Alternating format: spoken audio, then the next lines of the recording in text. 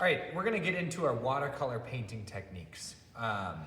Same process as our acrylic painting techniques. We're gonna practice, we're gonna get a skill set card, technique, definition, 5 samples, everything like that, except we're just using a different type of paint. Okay, so our first watercolor painting technique is wet on dry. Okay, and it's a painting technique in which you start with a dry surface, right, and add wet paint onto it. Okay? Now with our watercolors, they come in these kind of cake forms. They're probably watercolors that you've been using your entire kind of childhood and life. The idea behind these is these don't work unless you get that cake kind of wet first, and then you're allowed to take kind of and use that wet brush to then come and paint on your actual paper. So that's where the wet paint on dry paper comes from, okay?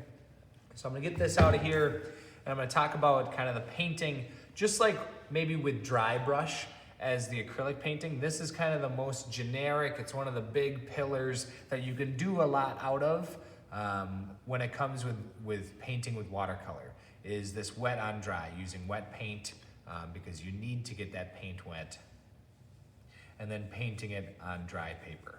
Okay?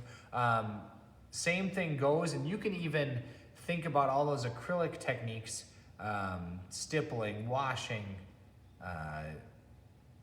dry brush, stenciling, kind of all those different things that we've learned, and take it into working and trying to get as many different samples from here.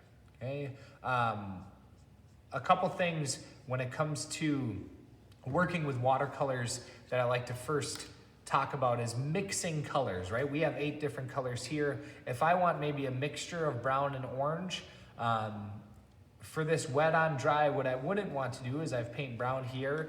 If I come back and try to paint orange over top of this, well, the paper's not dry anymore, right? So it's wet, and so it would be a different technique that we'll get to that's called wet on wet. So if we want a different color here, what we can do is, just like with acrylic paint, I can take a little bit of orange here and put it up into our palette.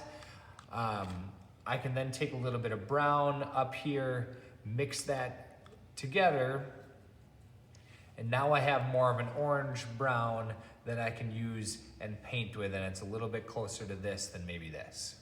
Okay.